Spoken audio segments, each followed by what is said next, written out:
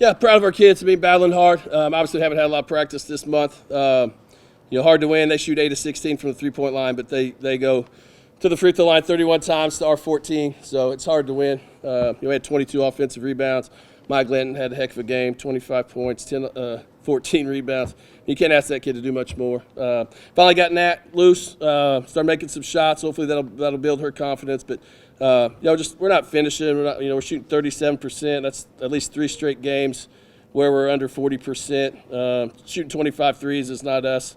We can't shoot 25 threes and expect to win. But again, getting outscored by 16 at the free throw line, them shooting 31 free throws to our 14 is it's tough to swallow on our home court. You and I talk about needing to get production as a post player. Maya put together a career high 25 points. She also had 14 boards. Just talk about her production throughout the game.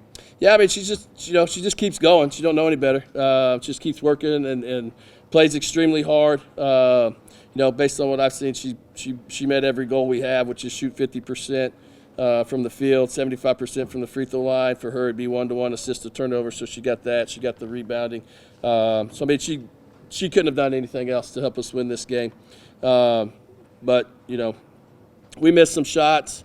We got Katie drives baseline and is getting hip checked out of bounds, which had been a foul on their end the whole game.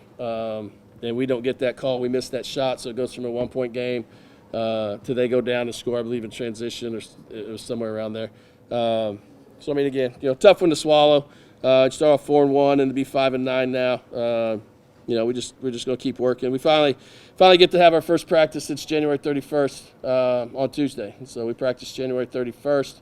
Everything else has been scout and play. So with just 10 kids, though, we still have to be smart, and we'll go on the road and try to steal us a win.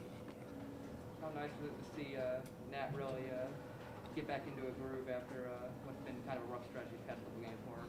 Yeah, and taking her out of starting lineup,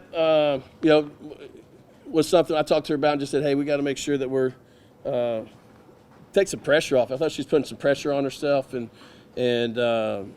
so we hopefully alleviated a little bit of pressure by taking her out of that lineup. But we got some people who are giving us production who we aren't able to keep playing them long stretches because the point differential is too much when they're in and things like that. So again, just going to keep working hard. Go finish out the year playing hard and trying to pick up a win.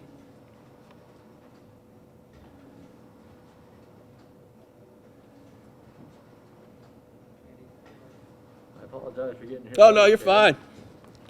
Wasn't expecting you in so quick. Oh, yeah. Effort seemed great.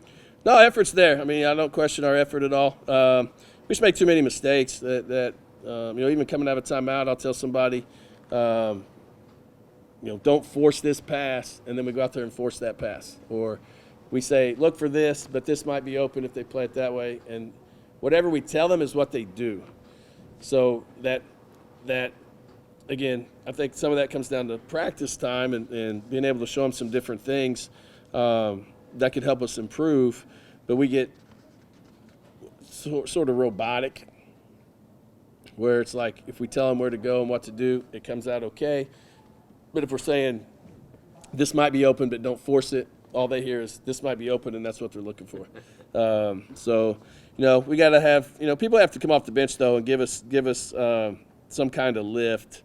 We have too many people that come off the bench, and it's even like they start the game, but then when they come off the bench, they go out and turn the ball over, or they go out and miss a layup, or they go out and give up a layup, or whatever it may be. But give Valpo credit; they do a good job of playing to the rules. With the way the game's officiated now in terms of hand checks and things like that, we might as well just play one-on-one and take turns playing one-on-one, just spread people out. That's not the kind of basketball that I like. But we'll look at that and evaluate that, because we can't keep losing games because the other team shoots 31 free throws and we shoot 14. And it's post play is not a big thing right now, but we have some solid post play. So being able to get the ball to the post, you would think would get us to the free throw line. And those guys shot 8 free throws this game. So we just gotta look at some things once we get to the off season in terms of the style of play that we want to have and what we want to do offensively. I feel like we're trying to get the ball, to the rim. We got 30 shots in the paint. If we take 70 shots and 25 of them are threes, that really doesn't favor us. So that's only 35 shots in the paint. We need more than that. Last time we played them, we scored 58 points in the paint.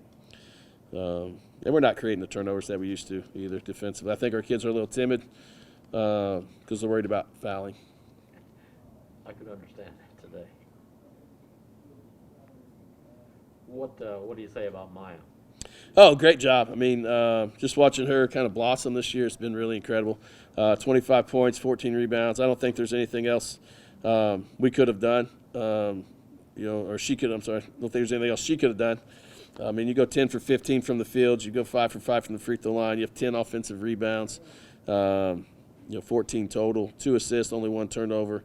So, I mean, did a nice job. And that's the game that's hard for her because they don't really post up, so they play people out on the perimeter. So now she's got to play perimeter defense. And that's one area where our post players work on playing defense on the perimeter, but we haven't been able to do that quite as much. Obviously, our last real practice was January 31st.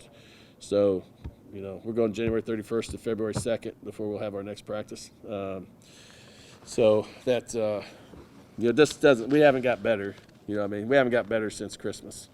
We were 5-6 at Christmas break. We practiced on December 27th with 10 players. After that, we had a January full of COVID. Had 1 week where we only practiced with 4 kids and then had to play a game on that Saturday against Missouri State. And to our kids' credit, we came out and played them to 4. And then before we went on that road swing where we played 7 out of 10 games on the road, we had a practice that was actually all 10 kids in practice. So from December 27th to January 31st was our first gap. And then with just all the games and just scout days, it's practice, but you're not working on things that are really making you better, like you'd get on a Monday or Tuesday. And so now we're going to go from January 31st to February 22nd before we get that next practice. So got to give credit to our kids for fighting and doing everything they can to try and be successful. But without that practice time, I think our growth was somewhat stunted.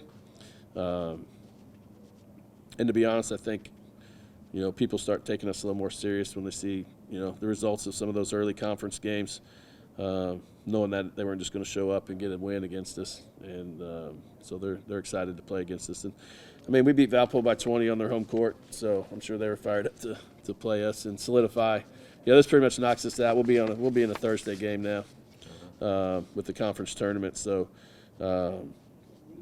we want to get better these next 4 games. Basically, use those as opportunities to get better, play against good teams, hopefully sneak out a win, and then get to the tournament. These kids have never won a conference tournament game, so I told them that needed to be one of our goals this season. So we'll try to put ourselves in that position.